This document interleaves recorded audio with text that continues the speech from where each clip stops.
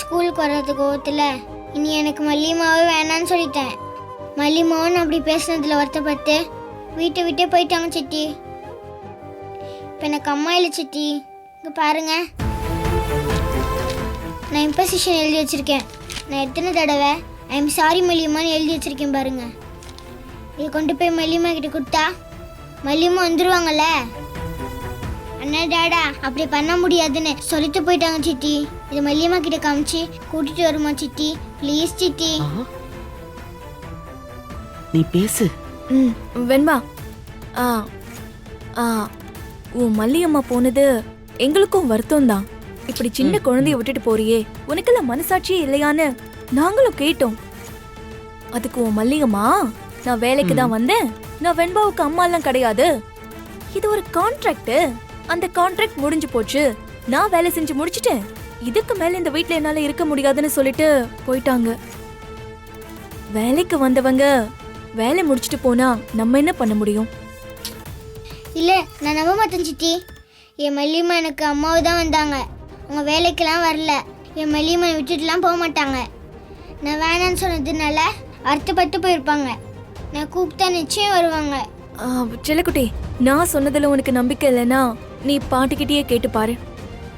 வெண்பா செல்லம், இத பாரு, அவ அதான் அந்த மல்லி ஏதோ ஒரு அக்ரிமெண்ட் போட்டுதான் உங்க அப்பா கூட இங்க வந்திருக்கா.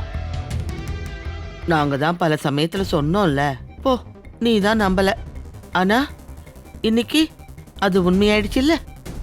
அவளே அவ வாயால நான் அக்ரிமெண்ட்ல தான் வந்தேன், அது முடிஞ்சிருச்சு, இனிமே நான் வெண்பாவுக்காகவும் இருக்க முடியாது, விஜய்க்காகவும் இருக்க முடியாது அப்படின்னு சொல்லிட்டு போயிட்டா. இத பாரு கண்ணா, பாதியில வந்தவங்க பாரு, அதான் பாதியிலேயே போயிட்டாங்க. ஆனா சொந்த பந்தமா இருக்கிறவங்க தான் காலத்துக்கும் உன் கூட இருப்பாங்க. நானு உன் சித்தி இத பாரு, உன் கூடவே இருக்கோம்ல, அந்த மாதிரி. இல்ல இல்ல, நீங்க ரெண்டு பேரும் போய் சொல்றீங்க. என் மல்லியம்மா எப்பவுமே என்ன விட்டுட்டு போக மாட்டாங்க. கண்ணா, பாட்டி சொல்றது இப்ப உனக்கு புரியாது, கொஞ்ச நாள்ல நீயே புரிஞ்சுக்குவ. இப்ப உனக்கு சாப்பிடறதுக்கு நேரம் ஆயிடுச்சுல, சாப்பிடு, பசிக்கும்ல. நான் எதையும் புரிஞ்சுக்க வேண்டாம், எனக்கு என் மல்லியம்மா மட்டும் வந்தா போதும். மல்லியம்மா, நீங்க எங்க இருக்கீங்க மல்லியம்மா? வந்துருங்க மல்லியம்மா, வந்துருங்க மல்லியம்மா. வெண்பா செல்லம், நீ அழலாம் கூடாது, சமத்தா சாப்பிடு. உன்னை இதுக்கப்புறம் சித்தி தான் பாத்துக்குவேன். உனக்கு அந்த மல்லி என்னெல்லாம் செஞ்சாலோ அது எல்லாத்தையும் நான் செய்வேன். காலையில உன்னை எழுப்பி குளிப்பாட்டுவேன், உனக்கு டிஃபன் செஞ்சு கொடுப்பேன், ஸ்கூல்ல கொண்டு போய் விடுவேன், சரியான நேரத்துக்கு உன்னை கூட்டிட்டு வருவேன். உன் டாடாவுக்கு தெரியாம சித்தி உனக்கு ஐஸ்கிரீம்லாம் வாங்கி கொடுக்குறேன். அப்புறம் சித்தி உன்னை ஹோம்வொர்க் பண்ண வைப்பேன், ராத்திரியில கதை சொல்லி அப்படியே அழகா தூங்க வைப்பேன். ஆனா நீங்க அழாம சாப்பிடணும், சரியா? பாட்டி, அந்த சாப்பாடு கொடுங்க. நல்லா சாப்பிடுமா, நல்ல பொண்ணுல, எல்லாத்தையும் சாப்பிடு. Very good. அது செல்லக்குட்டியில ஓகே ஓகே, சரி சரி சரி.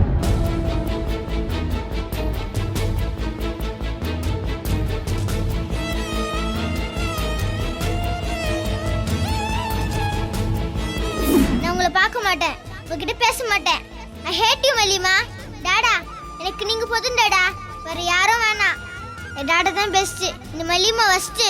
இந்த மல்லியம்மா எனக்கு வேண்டாம்.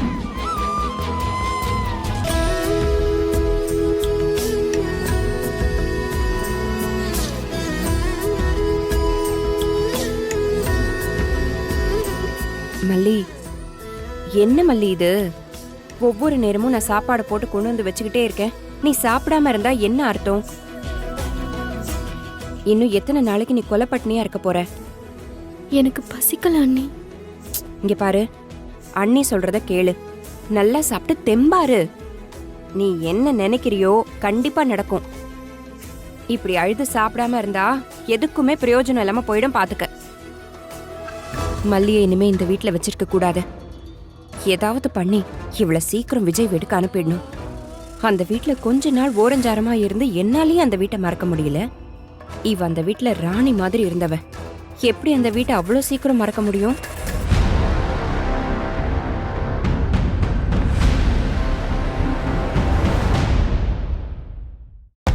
பாபு அண்ணே வாங்கண்ணே வாங்கண்ணே வாங்கண்ணே ஆ, உங்களுக்காக தான் வெயிட்டிங். உட்காருங்கண்ணே. நல்லா இருக்கீங்களா? நல்லா சரி இருக்குப்பா. உட்காரு. நாகு நாகு இதோ வந்துட்டேங்க.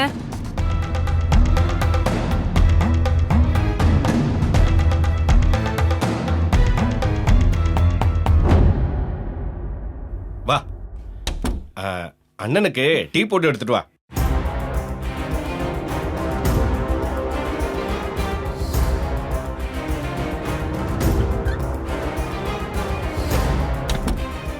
என்ன இந்த ஆளு? வந்த மனுஷன் யாரு என்னன்னு ஒரு வார்த்தை கூட சொல்லாம டீ போடுன்னு சொல்றாரு. மல்லி, உங்க அண்ணனுக்கு கொஞ்சமாவது விவஸ்தை இருக்கான்னு பாரு. யாராவது ஒருத்தர் வீட்டுக்கு வந்தா அவர் பேர் என்ன, இந்த விஷயத்துக்காக வந்திருக்காருன்னு ஒரு வார்த்தை சொல்ல வேண்டாம்? ஏதோ வேலை செய்யறவங்கள சொல்ற மாதிரி போய் டீ போட்டு கொண்டு வான்னு உள்ள துரத்தி விட்டுட்டாரு. பொம்பளைக்கு ஒரு மரியாதை இருக்குன்னு உங்க அண்ணனுக்கு தெரியாது போல. அதனால்தான் மல்லி, விஜய் தம்பி வீட்டுக்கு நான் வந்து இருந்தப்ப அப்படியே உன்னோடவே இருந்துடலான்னு முடிவு பண்ணிட்டேன். ச்சே, என்ன வீடு! ஃப்ரிட்ஜில் எப்பவுமே ஐஸ்கிரீம் இருக்கும், சாக்லேட் இருக்கும். நினைச்சப்பெல்லாம் பிரெட்ல பட்டரை தடவி சாப்பிட்டுக்கிட்டே இருக்கலாம். ச்சே, என்ன வாழ்க்கை அது! பாபு, நீங்க கொடுத்த உங்க தங்கச்சி போட்டோவை மாப்பிள்ளையோட அம்மா கிட்ட காமிச்சேன். அந்த அம்மாவுக்கு பொண்ணு ரொம்ப பிடிச்சு போச்சு. பையன் சொந்தமா கார் வச்சிருக்கான். இந்த போன் பண்ணா வீட்டு வாசல்ல வந்து கார் நிக்குமே, அந்த வேலை பாக்குறான். ஓ, ரொம்ப நல்ல பையன், ரொம்ப நல்ல குடும்பம். நீங்க சரின்னு சொன்னா நாளைக்கே பொண்ணு பார்க்க வந்துருவாங்க. என்ன சொல்றீங்க? அண்ணே எனக்கு முழு சம்மதண்ணே. நாளும் கிழமையும் நல்லா இருந்தா உடனே கட்டி கொடுத்தலாம் தான் இருக்கேன். அப்போ நான் அந்த அம்மா கிட்ட தகவல் சொல்லிடவா? தாராளமா சொல்லுங்கண்ணே, உடனே சொல்லுங்க. இந்த ஊர்ல இந்த ஆளுக்கு தான் யாரையுமே தெரியாதே. வந்திருக்கிற ஆள் யாரு? இந்த ஆள் என்ன பேசுறாருன்னு கேப்போம். சீக்கிரம் டீ எடுத்துட்டு போவோம்.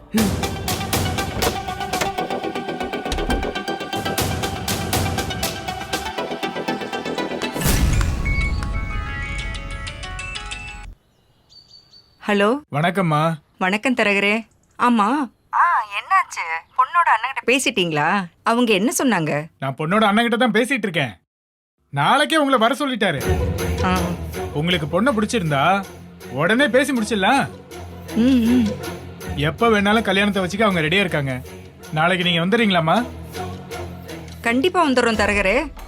இந்த சம்மந்தம் நல்லபடியா முடிஞ்சா எனக்கு போதும். நாங்க வந்துடுறோம்னு அவங்க கிட்ட சொல்லிடுங்க. சரிங்கம்மா. ஆ, என்ன இது? சம்பந்தம் பேச யாரையோ வர சொல்ற மாதிரி இருக்கே. அடப்பாவி, நீ எனக்கு தெரியாம இப்படி ஒரு வேலையை பார்த்துக்கிட்டு இருக்கியா? டீ வச்சிட்டல, போ. மாப்பிள்ள அம்மா கிட்ட பேசிட்டேன். நாளைக்கே வரேன்னு சொல்லிட்டாங்க. ரொம்ப சந்தோஷம். தானே?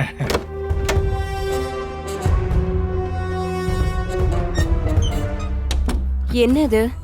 ஏதோ கோவத்துல இந்த ஆள் இருக்காருன்னு நினைச்சா ரொம்ப பண்றாரே. விட்டா நாளைக்கு பொண்ணு பார்க்க வர வச்சு நாளை மறுநாளே கல்யாணத்தை முடிச்சிருவாரு போல இருக்கே. இல்ல, விடக்கூடாது. இந்த ஆள் இஷ்டத்துக்கு விடவே கூடாது. உள்ள வரட்டும், வச்சுக்கிறேன்.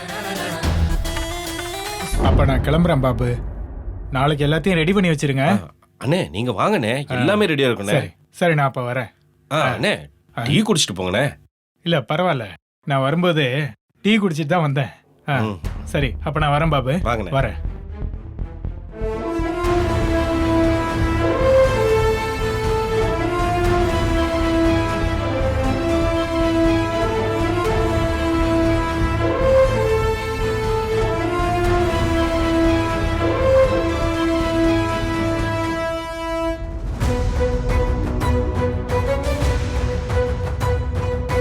மல்லி சாப்பிடல? எனக்கு பசிக்கலன்னு. நீ வந்ததுல இருந்து பார்த்து தாமா இருக்கேன். சோறை போட்டு போட்டு வச்சு உங்க அண்ணி கீழே கொட்டிக்கிட்டு தான் இருக்கா. இவ்வளவு நேரம் உனக்கு பசிக்காமையா இருக்கும்? அண்ணன், பசிச்சா சாப்பிட போறேன். பசிக்கலன்னா என்னென்ன பண்ண முடியும்? ஊர்ல நாங்க பட்ட அவமானம்லாம் உனக்கு பெரிய விஷயமா தெரியல, அப்படித்தானே? ஐயோ, அப்படியெல்லாம் இல்ல அண்ணன். இந்த பாருமா, பரம்பரையா வாழ்ந்த ஊரையும் நிலத்தையும் விட்டுட்டு ஒரே நாள்ல ஒருத்த அனாதையா சொந்த பந்தம் யாரும் இல்லாத ஊர்ல வந்து நிக்கிறது எவ்வளவு பெரிய வலியும் வேதனையுமா இருக்கும் தெரியுமா? அண்ணன், உங்க வலி எல்லாம் எனக்கு புரியுது. என்ன, நானும் அதை நினைச்சுதான் வருத்தப்படுறேன். அந்த வலி தெரிஞ்சிருந்தா நீ இப்படி உட்காந்து யாருக்காவது கண்ணீர் சிந்திட்டு இருப்பியா? ஊரே என்ன துரத்துச்சு. தங்கச்சிய பணத்துக்காக வித்தவன், வாடகை பொண்டாட்டியா அனுப்பி வச்சவன், இப்படி எல்லாம் கேவலமா பேசினாங்க. அதெல்லாம் பொறுத்துக்கிட்டு இப்படி உனக்காக இங்க வந்து உட்காந்துருக்கோம் பாரு. எங்களோட வேதனை எல்லாம் உனக்கு புரியல. அதனாலதான் நீ இப்படி சாஞ்சுக்கிட்டு இன்னொரு குடும்பத்துக்காக அழுதுகிட்டு இருக்க இல்ல? போட்டு கொடுத்த சோற சாப்பிடாம எங்களை கீழே கொட்ட வச்சிட்டு இருக்க. அண்ணன் இல்லன்னு உண்மையிலே எனக்கு பசிக்கல. மல்லி, இன்னும் நீ அவனை மனசுல சுமந்துட்டு இருக்க. இன்னும் உன்னால அவனை மறக்க முடியல. அதனாலதான் நீ சாப்பிடாம இருக்க. சும்மா அந்த குழந்தைய பத்தி நினைச்சிட்டு இருக்கிறதுலாம் பொய்.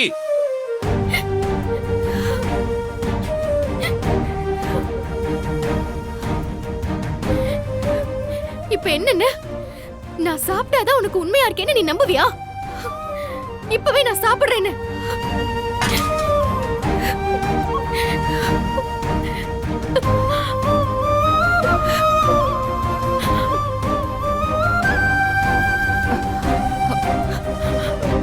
மல்லி,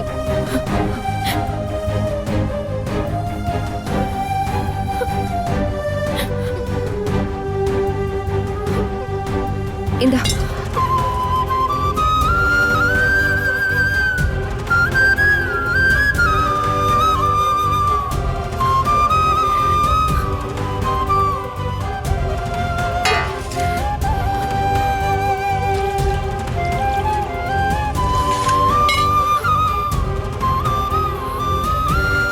போதுமானே? நான் சாப்பிட்டேன் போதுமா? இப்ப வந்து நான் உண்மையா இருக்கேன்னு நம்புறியா? இதோ பாரு மல்லி, நீ எங்களுக்காக ஒன்னும் சாப்பிட வேணாம். உனக்காக சாப்பிடு. நேரத்துக்கு சாப்பிடு. நான் ஒன்னும் அறிவுரை சொல்ல. நீ இப்படி சாப்பிடாம இருக்கிறதுனால இந்த வீட்ல எதுவும் மாற போறது இல்லைன்னு சொல்றேன். அந்த வீட்ல உன்னை நல்லா வச்சிருந்திருக்கலாம். அந்த குழந்தை மேல உனக்கு பாசம் இருந்திருக்கலாம்.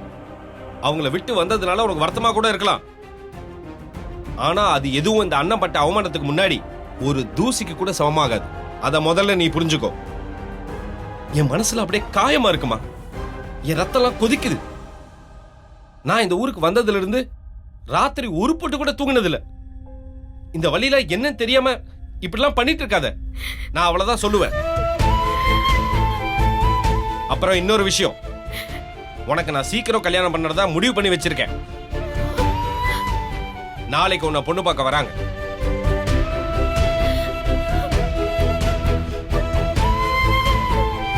அப்பவும் இழவு வீட்டுல உட்காந்துட்டு இருக்கிற மாதிரி இப்படி உட்காந்துட்டு இருக்காம ஒழுங்கா தயாராகி ரெடியா இரு. ஏய் நாகு, நாளைக்கு அவளை ரெடி பண்ணு.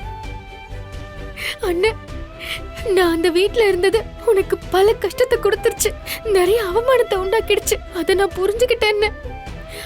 அதனாலதான் நீ சொன்னதும் நான் அந்த வீட்டை விட்டு வந்துட்டேன். ஆனா அதுக்காக உடனே கல்யாணம் பண்ணணுமான்னு? இது என்னென்ன நியாயம்? உன்னை வீட்டுல வச்சுட்டு நாங்க என்னமா பண்ண முடியும்? ஊர்ல இன்னும் கேவலப்பட்டு நிக்கிறதுக்கு முன்னாடி உன்னை யார் கையிலயோ புடிச்சு கொடுக்கறதா கரெக்டா இருக்கும். உன்னை இந்த வீட்டுல வச்சிருந்தா நீ மறுபடியும் அந்த வீட்டுக்கு போக மாட்டேங்கிறதுக்கு என்ன நிச்சயம்? அண்ணன், என் அண்ணனுக்கு பாசம் காட்ட மட்டும்தான் தெரியும்னு நினைச்சிட்டு இருந்தேன். இப்படி வார்த்தையில விஷத்தை வச்சு கொல்ல தெரியும்னு இப்பதானே தெரிஞ்சுக்கிட்டேன். என் மேல நம்பிக்கை இல்லைன்னா உன் கையால என்ன கொன்னுடுன. இப்படி வார்த்தையால என்ன சித்திரவதை பண்ணாத. ஊர் என்ன பேசுறத விட நான் ஒன்னும் பெருசா பேசிடலமா. நீ என்ன கொல்லாதங்கிற, ஆனா நான் செத்து போய் தான் நின்னுட்டு இருக்கேன். உனக்கு இதெல்லாம் புரியுதா? புரியுது. என்ன அதுக்கு என்ன பரிகாரம் பண்றதுன்னு தான் எனக்கு தெரியல. ஆனா சொல்றேன், நான் கடவுள் மேல ஆணையா சொல்றேன், நீ சொல்ற ஆளதான் நான் கல்யாணம் பண்ணிப்பேன். ஆனா எனக்கு கொஞ்சம் டைம் வேணும். கல்யாணம் இப்ப வேண்டான்னு அதை மட்டும் புரிஞ்சுக்கோன்னு. அந்த பேச்செல்லாம் இங்க வேண்டாம். நான் மானத்தோட வாழணும். நான் இழந்த மரியாதைய என் ஊரு முன்னாடி மறுபடியும் நான் சம்பாதிக்கணும். அது உன்னை கல்யாணம் பண்ணி கொடுத்தாதான் நடக்கும். அண்ணே, நான் மனசளவுல இன்னும் கல்யாணத்துக்கு தயாராகலன்னு என்ன புரிஞ்சுக்கோன்னு. அது என்ன மனசளவுல கல்யாணத்துக்கு தயாராகல? இது என்ன புது விஷயமா இருக்கு? என்னைக்கு ஒரு குடும்பம் ஒரு பொண்ணுக்கு கல்யாணம் ஏற்பாடு பண்ணுதோ அன்னைக்கு அந்த பொண்ணு அந்த கல்யாணத்துக்கு தயாராதான் இருக்கணும். இல்லனா அந்த பொண்ணு மனசுல கலங்க இருக்குன்னு அர்த்தம்.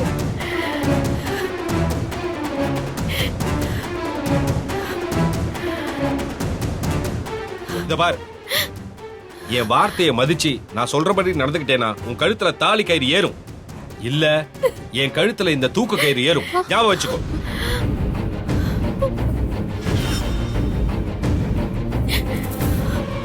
யோ, அவ என்ன நீ சொல்ற பையனை கல்யாணம் பண்ணிக்க மாட்டேன் நான் சொல்றா? கொஞ்ச நாள் டைம் தானே கேக்குறா, அவ்வளவுதானே. எதுக்கு இப்படி பொம்பளை பிள்ளைய கட்டாயப்படுத்தி கிணத்துல தள்ளி விட பாக்குற? குடியாத முதல்ல. ஏய் நாகு, ஊரே மெச்சர் மாதிரி தாண்டி நான் அவளை வளர்த்து வச்சிருக்கேன். ஊரே மெச்சர் மாதிரி தாண்டி நான் அவளை சுதந்திரமா வளர்த்தேன். அவளுக்கு கொடுத்த சுதந்திரத்துக்கு அவன் எனக்கு சரியான பாடத்தை கத்து கொடுத்துட்டா. இனிமேலும் இவளை நம்பி நான் ஏமாற முடியாது. உங்க 2 பேருக்குமே சொல்றேன், நான் இவளுக்கு கல்யாணம் பண்ணி வைக்கணும்னு முடிவு பண்ணிட்டேன். உங்களுக்கு தகவல் சொல்றேனே தவிர உங்ககிட்ட சம்மதம் கேட்கல. அதையும் தாண்டி ஏதாவது பண்ணணும்னு நினைச்சீங்க, அதுக்கப்புறம் என் பணத்துக்கு தான் நீங்க பதில் சொல்ல வேண்டியது இருக்கும். அண்ணன் உயிரோட இருக்கணும் நீ நினைச்சேனா ஒழுங்கா கல்யாணத்துக்கு உன்னை தயார் பண்ணிக்க. அதுதான் நான் உங்ககிட்ட எதிர்பார்க்கறது. அவ்வளவுதான் நான் சொல்லுவேன்.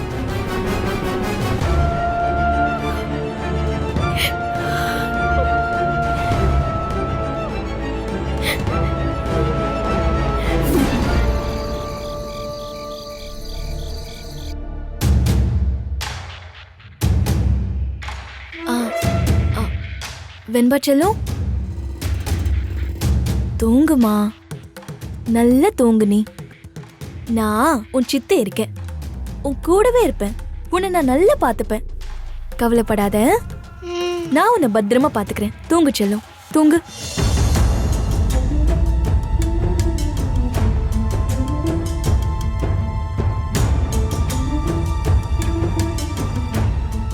வெண்பா, வெண்பா,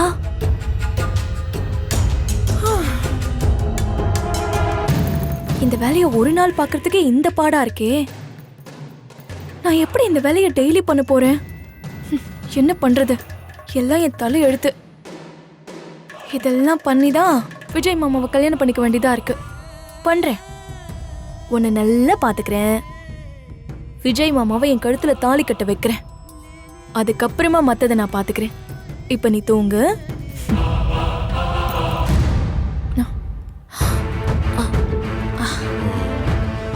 என்ன ரஞ்சிதா, வெண்பா தூங்கிட்டாளா? தூங்கிட்டா மாமா. இவ்வளவு நேரம் மல்லியம்மா மல்லியம்மான்னு அனத்துக்கிட்டே இருந்தா. இப்பதான் நிறைய சமாதானப்படுத்தி தூங்க வச்சேன். ரொம்ப தேங்க்ஸ் ரஞ்சிதா. என்ன மாமா நீங்க என்னமோ வேத்த மனுஷிக்கு தேங்க்ஸ் சொல்ற மாதிரி சொல்லிட்டு இருக்கீங்க. இது என்னோட கடமை. உங்க கஷ்டத்துல எனக்கு பங்கு கொடுத்தீங்க பாத்தீங்களா? நான் தான் மாமா உங்களுக்கு தேங்க்ஸ் சொல்லணும்.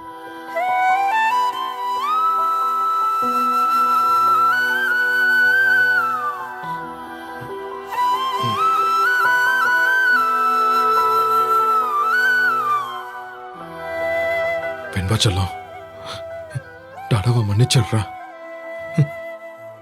டாடா எப்போ உன்னை இப்படி கோவப்பட்டு பேசினதில்ல. என் மனசுல இருந்த ஏதோ ஒரு கோபம், ஏதோ ஒரு வருத்தம், அத உன் மேல காட்டுற மாதிரி ஆயிடுச்சு. என்ன மன்னிச்சிருடா செல்லக்குட்டி. I'm very sorry. மாமா, நீங்க கண் கலங்காதீங்க. வெண்பா தூங்கி எழுந்திருச்சா நீங்க கோவப்பட்டது எல்லாத்தையும் மறந்துடுவா. ஆனா நீங்க தப்பு பண்ணிட்டீங்க மாமா. எங்கேயோ ரோட்ல தெரிஞ்சவள அம்மான்னு சொல்லி கூட்டிட்டு வந்து குழந்தையோட பழக விட்டீங்க. அவ குழந்தையோட ரொம்ப தந்திரமா பழகி ரொம்ப அன்பானவ மாதிரி காமிச்சுக்கிட்டு இப்படி திடீர்னு விட்டுட்டு போயிட்டா பாத்தீங்களா? எல்லாமே பிளான் பண்ணி பண்ணிருக்கா மாமா. அதுவும் எந்த சமயத்துல விட்டுட்டு போனா குழந்தை ரொம்ப அழுவான்னு அவளுக்கு தெரிஞ்சிருக்கு. மாமா, உங்களை ஒரே ஒரு விஷயம் மட்டும் ரெக்வெஸ்ட் பண்ணி கேட்டுக்கிறேன். அந்த மல்லி மேல இருக்கிற கோவத்தை தயவு செஞ்சு வெண்பா மேல காட்டாதீங்க. பாவம், அவ சின்ன குழந்தை, தாங்க மாட்டா.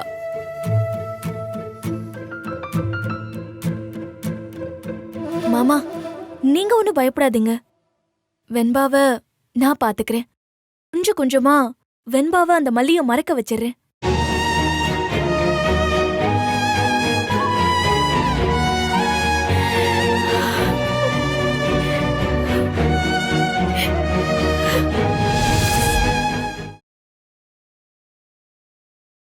இந்த வீடியோ உங்களுக்கு பிடிச்சிருந்தா லைக் பண்ணுங்க, ஷேர் பண்ணுங்க, காமெண்ட் பண்ணுங்க. மறக்காம சரிகமா டிவி ஷோஸ் தமிழுக்கு சப்ஸ்கிரைப் பண்ணுங்க.